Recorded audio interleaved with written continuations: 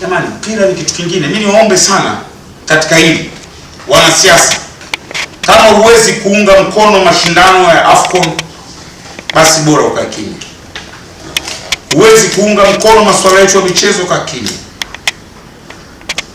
Mpira ni kitu kingine katika maisha yetu sisi, hasa maskini kama sisi. Ndio maana muona serikali inawekeza kwenye mpira. Si vizuri kujibizana na wanasiasa katika jambo la michezo. Tunawahitaji wote, tujenge nyumba moja.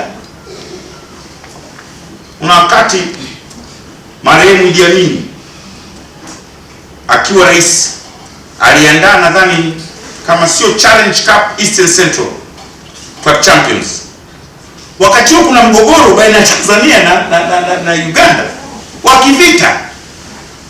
Nadhani walikwenda Simba kushiriki. Aliruhusu, waulizeni mchaji wa kwa sera. Mwalimu amsema, unajua mchezo bwana, sisi tunapigana. No. Timu ikaenda. Na huko watu washasema wanakuja kuvamia Kagera. Vita. Mpira kwetu sisi masikini ni untouchable.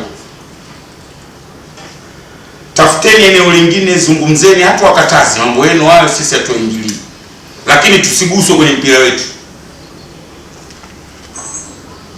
AFCON Mungu akipenda itafanyika, na FIFA, CAF